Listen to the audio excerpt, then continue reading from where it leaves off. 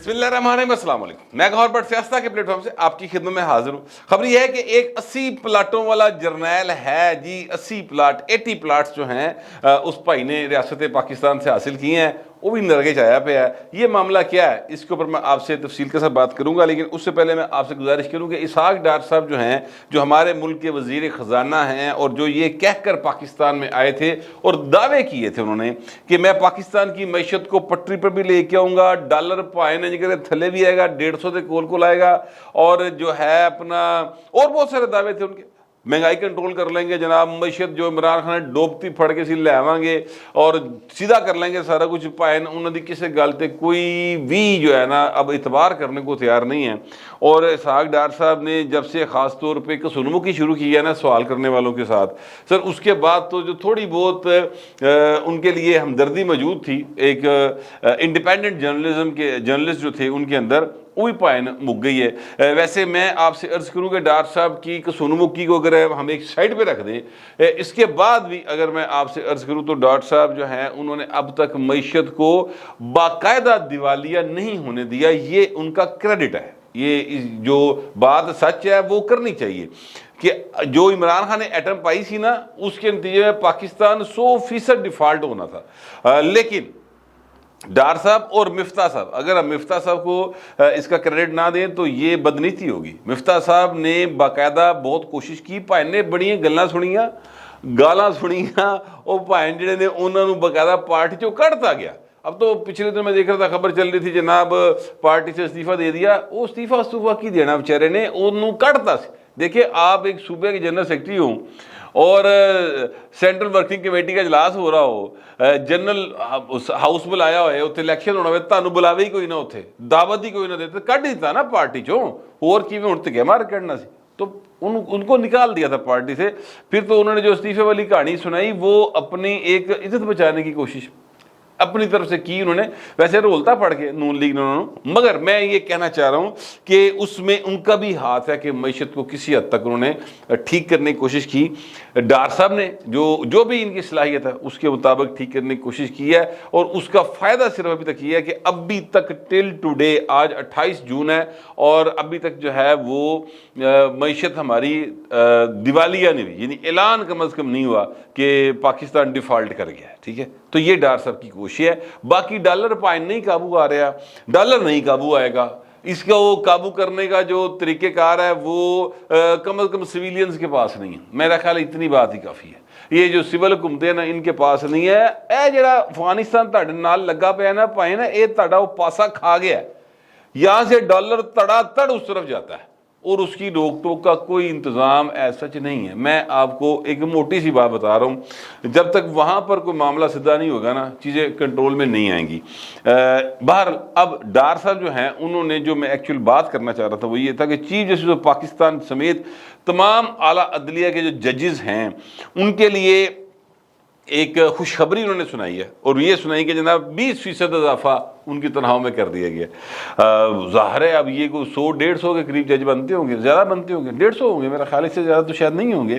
150 کرائیں یہ پائے نا، خوشیاں دے شادیاں نے، قربانیاں دو جناب، پنگڑے ٹول بج جان گے، ظاہر ہے کہ تنہا تھوڑی نہیں بدنی۔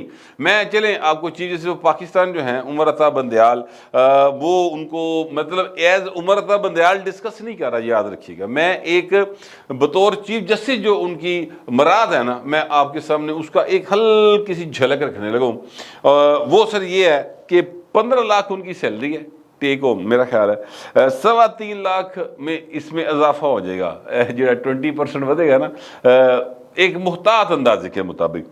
اچھا، اس کے علاوہ جو آلریڈی ان کو چیزیں مل رہی ہیں، وہ گاڑیاں، پٹرول، گھر، ہسپتال دے خرچے، بیماری دے خرچے، بجلی، گیس، سیکیورٹی، جب تک وہ زندہ رہیں گے تب تک، اگر خدا نہ خواستہ ان کی ڈیتھ ہو جائے، یعنی ریٹائرمنٹ کے بعد ڈیتھ ہو جائے، اور ان کی بیوہ جب تک زندہ رہیں گی تب تک حضور یہ سارا کچھ انہوں نے ملتا رہے گا ریاست پاکستان کے خرچ کے اوپر۔ یہ صرف موجودہ چیف جسٹس کے ساتھ نہیں ہے کہ تمام ججز جتنے بھی سپیریئر کورٹ کے ججز ہیں ان سب کے ساتھ یہ معاملہ ہے، اور یہ سلسلہ جو ہے یہ پہلے جنرل پرویز مشرف نے شروع کیا تھا، آصف زرداری صاحب نے آ کر ان کی تنخواہوں میں یعنی بے تحاشی اضافہ فرماتا سی پڑھ کے۔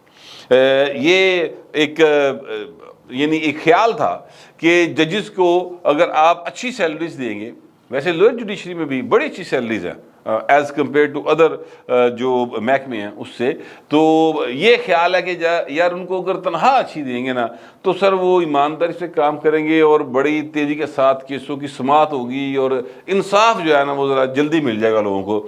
یہ ایک آئیڈیا لوگوں کا تھا، اس خیال کے تحت یہ سارا کام کیا گیا تھا۔ لیکن انفارچونیٹ ہے کہ اس وقت بھی 58,000 کے قریب کیس ہیں جو سپریم کورٹ کے اندر پینڈنگ ہیں، اور جو ہائی کورٹس ہیں ان کے کیس کو اس میں لانے تو میرے خیال ہے یا اوورآل میرے خیال 21 لاکھ کے قریب کیس ہیں جو پینڈنگ ہیں۔ تو بھائی نے جی تنخواہ تے تھان تے آئی رہی ہیں جڑیاں آ رہی ہیں تے کم دی صورتحال ہے گی جی۔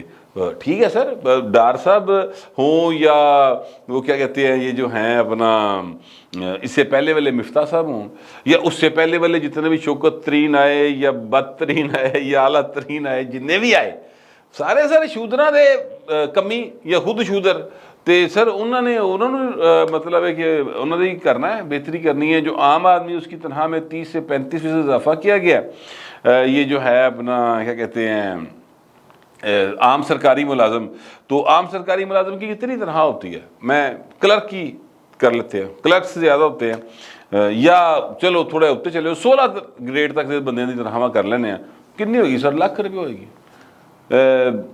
1.25 لاکھ ہوئے گی۔ یہ میں بہت زیادہ یعنی بہت ودا کے دس رہا تمہیں 30% یہ اضافہ کر دو تو 1,30,000 ہو جائے گی سر۔ مطلب 2 بچے میاں بیوی، ٹھیک ہے، لاہور میں 1,30,000 کے اندر آپ مجھے ان کا بچے سکول گوئنگ ہیں بجٹ بنا کے دکھائیں، کار اپنا رہ لو، ایس گرمی بجلی اے سی بھی چلنا ہے، بجٹ بنا کے مجھے دکھا دے، کوئی معیشتدان بیٹھے پاکستان کے اندر اور اس میں سے بجٹ بنا کے دکھا دے۔ تو میں کہنا یہ چاہتا ہوں کہ عام آدمی کا جی تکلیف ہے نا وہ ہوئے گی گفتگو دی حد تک، عملی طور پر نہیں ہے۔ ڈار صاحب کے آنے کا فائدہ ہماری ایلیٹ کلاس کو ہوا ہے، اور ظاہر ہے وہ انہی کو فائدہ دیں گے، وہ آپ کو اور مجھے فائدہ دینے کے لیے نہ آئے ہیں، نہ ان سے یہ امید رکھنی چاہیے۔ صرف ڈار صاحب کی بات نہیں، یاد رکھیے گا میں صرف ڈار صاحب کے خلاف یا ڈار صاحب کے حوالے سے کوئی کسونمکی کے باوجود جو انہوں نے اس دن کی ہمارے ایک سنگی ساتھی کے ساتھ، میں بالکل جو ہے ان کے لیے کوئی مطلب بغض نہیں رکھ رہا۔ میں ایکچولی بتانا یا کہنا یہ چاہ رہا ہوں کہ جیڑا بھی پائے نا تھان تے بندہ لے آؤ گے، جب تک وہ سبسڈیز کو وڈرا نہیں کرے گا، جو 2600 ارب روپے کی سبسڈیز ہم دیتے ہیں، یہ جو ہے فارماسیوٹیکلز، یہ کھاد والے، یہ ایپٹما والے، یہ شوگر والے، یہ رائس اینڈ فلور ملز والے 2600 ارب کی براہ راست یہ لیتے ہیں سبسڈیز۔ سر وڈرا کرو، کیونکہ کھاد آپ کو سستی نہیں ملتی، کیونکہ یہ جو ہے اپنا دوائی آپ کو سستی نہیں ملتی، یہ جو ایپٹما والے ہیں یہ جنی سبسڈی لیندے نے پائن باہر مال ویچ کے ڈالر آپ کماندے نے، سان نہیں دیندے۔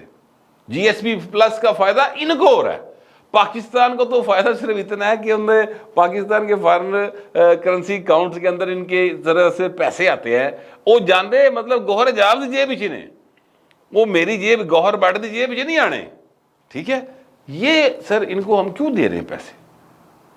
گیساں گھٹ پیسے دے رہے ہیں، کھاداں گھٹ پیسے، پتہ نہیں کی شے دے رہے ہیں اسی، اور حالت یہ ہے کہ آپ شہر کے اندر علاج کرانے کے لیے چلے جائیں، سر ایمبولینس میں بندہ مر گیا، کیویں سوندے ہو حکمرانوں رات کو؟ مجھے سمجھائیں، اس شہر کے حکمران جو ہیں وہ کس طرح سے سو سکتے ہیں؟ یہ ڈاکٹر جوید اکرم صاحب جو ہیں نیندر کیویں آ سکتی بہو جی تانوں کہ اس شہر کے اندر جس میں انے واہ ہاسپٹلز ہیں، وہاں پر ایک بندہ بغیر علاج کے مر گیا، ڈاکٹرز نے علاج کرنے سے انکار کر دیا، سرکاری ہاسپٹلز نے بھی کر دیا۔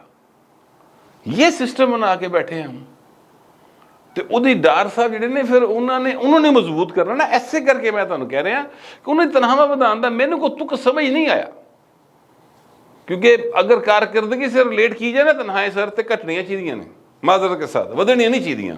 بہرحال یہ ایک معاملہ تھا میری نظر میں اہم تھا، تو میں نے سوچا آپ کو ذرا تھوڑا سا اس حوالے سے آگاہی دے دوں. اب میں آپ کو بتانے لگا وہ معاملہ جو میں نے آپ سے شروع میں کہا کہ ایک جرنیل ایسا بھی ہے جس کی 80 پلاٹ ہے. اچھا یہ 80 پلاٹوں والا جرنیل جو ہے نا سر، ان کا نام ہے جنرل محمد یوسف خان. یہ فل جنرل تھے اور یہ جو ہیں 8 اکتوبر 2001 سے 7 اکتوبر 2004 تک یہ باقاعدہ پاکستان کے فل جنرل کے طور پہ رہے ہیں. یہ vice chief of army staff رہے جنرل پرویز مشرف کے ساتھ. اور یہ وہ جرنیل ہیں جن کے داماد کے بارے میں نشاندہی کی تھی ڈی جی ISPR نے، کہ جب انہوں نے یہ کہا کہ جناب ہم نے بالکل زیرو ٹالرنس رکھی ہوئی ہے. اپنے جرنیل تھے ظاہر انہوں نے پھڑکائے، وہ جو اس کے سرونگ جرنل تھے، لاہور کے کور کمانڈر کا نام لیا جاتا ہے، 3 میجر جنرل ہیں، کوئی 7 بریگیڈیئر ہیں، اس طرح کو 15 افسر ہیں جن کا کورٹ مارشل کیا گیا ہے، اور بڑے سخت قسم کی سزائیں ہیں سر وہ جو دی گئی ہیں. انہوں نے ڈیٹیل نہیں بتائی ہیں، لیکن جس لیے انہوں نے دسیا تھا پھر میں بھی نہیں دستا تھا، مگر یہ ہے کہ سیریس ایکشنز جو ہیں وہ ان کے حوالے سے ہوئے ہیں. تو وہ یہ بتانے کی ایکچولی کوشش یہ کر رہے تھے کہ بھاجی یاد رکھو کہ جے اسی اپنے بندے نہیں چھڑے تے ساسو ماں کا کرش کیڑی شے ہوندی. ٹھیک ہے، ایکچوئل بات ان کی یہ تھی. میں تھڑے کا آدمی ہوں، تھڑے کے انداز میں آپ کو بتا رہا ہوں، اور وہ میسیج پائن بڑا زبردست پہنچیا. آپ نے دیکھا ہوگا کہ جناب عید کے بعد بھی غیر مہینہ مدت کے لیے وہ کیس ملتوی ہو گیا ہے، جس کا فیصلہ سنانے کے لیے صبح دوپہر شام دن رات طاقت کی گولیاں کھائی جا رہی تھیں، اور بس ایک طاقت کا انجیکشن آیا پائن پیغام دی سورج تے وہ ساری گولیاں مائنس ہو گئی ہیں. اور وہ جو کیس ہے کہ ملٹری کورٹس میں جو ہے اپنا سویلینز کا میٹر وہ ڈسکس ہو سکتا ہے کہ نہیں، یا وہاں پر سویلینز ٹرائل ہو سکتے کہ نہیں ہو سکتے، وہ سر معاملہ جو ہے وہ گیند سٹیڈیم تو باہر چلی گئی. ہن نہ سر گیند لبے گی تے نہ سٹیڈیم دوبارہ پچ بڑھے گی تو نہ چلے گا. پتہ نہیں کدوں ہوئے گا معاملہ، لیکن فی الحال غیر مہینہ مدت کے لیے وہ ملتوی ہو گیا. تو وہ جب یہ بات کر رہے تھے تو انہوں نے یہ کہا ڈی جی ISPR صاحب نے کہ جناب ایک 4 سٹار جنرل کی نواسی اور ایک 4 سٹار جنرل کا داماد جو ہیں وہ بھی اریسٹ ہے. ٹھیک ہے، تو اسی دیکھ لو کہ کتنے شفاف کام کر رہے ہیں. ٹھیک ہے. اچھا اب میں آپ سے یہ عرض کروں کہ 4 سٹار جنرل کی نواسی جو ہے وہ تو سب کو پتہ ہے، ختیجہ شاہ صاحبہ کا ذکر کر رہے ہیں. وہ سلمان شاہ صاحب جو ہیں وہ بھی برہمنوں کے اس میں فال کرتے ہیں کیٹیگری میں، ان کی وہ صاحبزادی ہیں، اور ان کے جو نانا تھے وہ تھے chief of army staff general Asif Nawaz, میرا خیال وہی تھے جن کی وہ آگے سے ہے اپنا نواسی. ٹھیک ہے، لے پالک تھی ان کی والدہ، لیکن بہرحال تیاں جہڑیاں ہوندیاں نے وہ جس لیے تسی کسی بچے نوں لے کے پال دیو نا سر، ان نال پیار اپنے بال تو بھی بہت زیادہ ہو جاتا ہے. تو بالکل ایسے ہی ہے، بیٹی ہی تھیں. اچھا ایک تو یہ تھی. اب جو داماد تھے وہ کون تھے اور کس جرنیل کے تھے؟ تو وہ جرنیل یہ ہیں، جنرل محمد یوسف صاحب ہیں، اور ان کے جو داماد ہیں ان کا نام ہے سر رضوان. اور یہ رضوان صاحب جو ہے نا، یہ میجر ضیاء الحسن جو سابق IG رہے ہیں ان کے صاحبزادے ہیں. یعنی دونوں پاسوں پائن جڑے نا وہ کافی انفلوئنشل فیملیز ہیں، چنگے بھلے برہمنا چنے. ایک داماد ہیں جناب سابق vice chief of army staff کے، اور بیٹے ہیں سابق ایک IG کے جو خود میجر تھے. اور میرا خیال ہے، یا مطلب جو مجھے ذرائع نے بتایا، یہ شاید آپ جو ہے جو دونوں سمدھی یہ شاید کورس میٹ بھی رہے ہیں. جنرل یوسف صاحب اور میجر ضیاء الحسن صاحب کورس میٹ بھی شاید رہے ہیں، لیکن یہ بات مجھے کنفرم نہیں ہے. اب جو جنرل محمد یوسف صاحب ہیں نا سر، ان کو سر دوران ملازمت بھی اور ملازمت کے بعد بھی، جب یہ فوج سے ریٹائر ہو گئے تب بھی، کل ملا کے سر ان کو 80 پلاٹ ملے مختلف پاکستان کے حصوں میں. DHAs میں ہوں گے یقینی طور پہ 80 پلاٹ سر، جس میں کمرشل بھی ہوں گے، جس میں رہائشی بھی ہوں گے. پلاٹ ملتے ہیں جرنیلوں کو، کپتانی تو پہن پلاٹ شروع ہی جاندے نے. ٹھیک ہے، اور پھر وہ جرنیلی تک ملتے ہیں. ہر پروموشن کے اوپر پلاٹ پہ آتا ہے ٹھک کر کے سامنے. یہ ہماری فوج کا ایک طریقہ کار ہے، اس میں کوئی چھپانے والی بات نہیں ہے، لکی لکائی گل نہیں ہے، بالکل کھلے عام ہے. لیکن اے 80 پلاٹ جڑنے پائے نا اے ایکسٹراڈنری کام ہے. اچھا اب ان کے خلاف پھر ایک اپلیکیشن بھی گئی تھی نیب میں کہ جناب ہے دیکھو اے کی ہو رہا ہے.